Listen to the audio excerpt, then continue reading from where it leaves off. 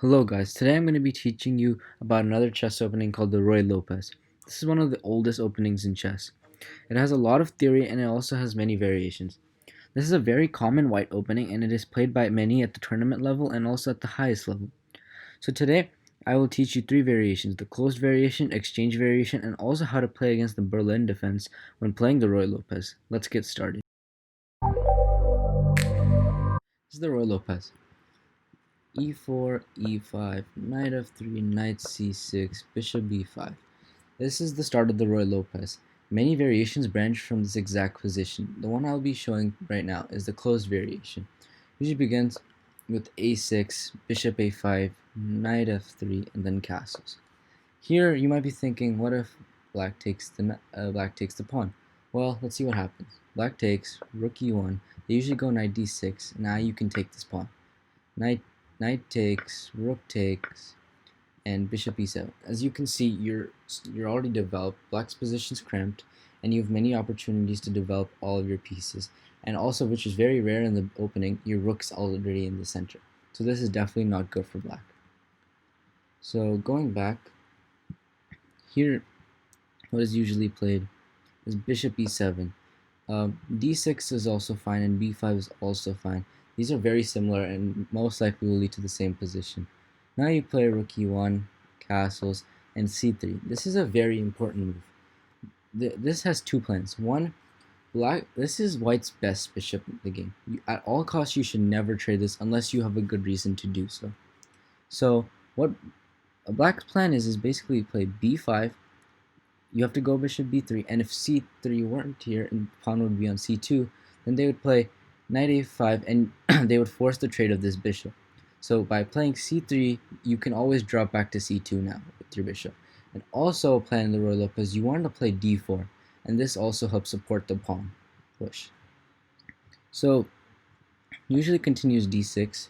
You want to play h3. You don't want to allow this bishop here. This could get very annoying. So continuing b5, you want to first go to bishop b3 and not to c2. You want to see if they actually play knight a5, as this is a very good diagonal to be on. So usually play does continue with knight a5 and bishop c2. Usually knights on the edge are not good, but in this case there is an exception. So now you play c5, d4, and here it's the middle game. This is the time for you to experiment and see what works for you. Usually queen c7 is what is continued, and usually play d5.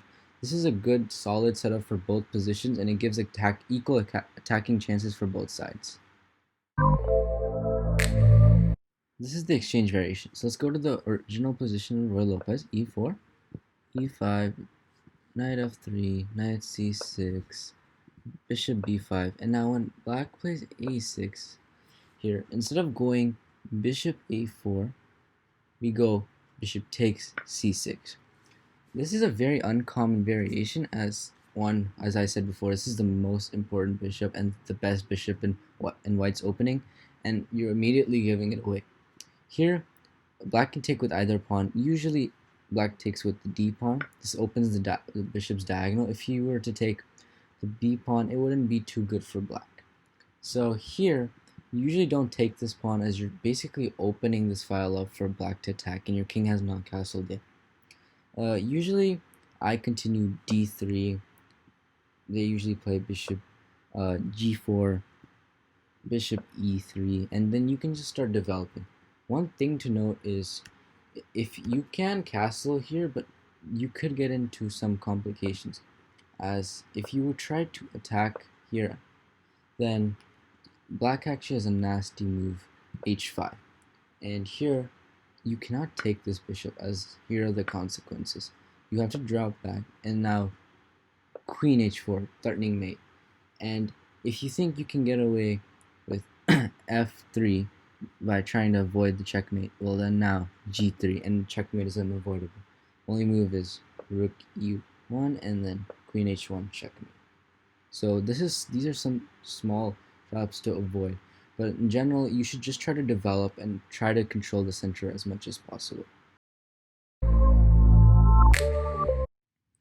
So let's now talk about the Berlin defense. Let's go to the position again. Ruy Lopez, e4, e5, knight f3, knight c6, bishop b5, Instead of playing a6, the Berlin defense is actually knight f6. This is this was actually lost in tournament play for a long time until the Grandmaster Vladimir Kramnik revived it as he beat Gary Kasparov at their World Championship match, and after that, it's been very popular again at the world level. So here there are many ways to combat this move. The best way I think is to combat is to play d3. You're protecting the pawn, and you're also helping develop, and you're opening the diagonal for this bishop. And here black can continue in many ways, usually bishop e7. I would go c3 again. Like in the closed variation, you want to be able to pull your bishop back to c2. This is a key strategy in the Ruy Lopez. Here castles, you castle again, d6, h3. They usually play bishop e6, knight d2. Your plan is to play rook e1, knight f1, and then maneuver to g3. These are some key plans in the Ruy Lopez, and this is how you're supposed to win games with the Ruy Lopez as white. As Ruy Lopez is a slow grind opening, if you don't like slow openings, this might not be the best for you. But in Ruy Lopez, you have to slowly grind and chip away and hopefully get an advantage at the end. Thanks for watching. If you had any feedback, please let me know in the comments section. And if you're confused or if you want me to elaborate on any specific variation, then also let me know in the comments section. If you like this video, then please like and subscribe. See you later.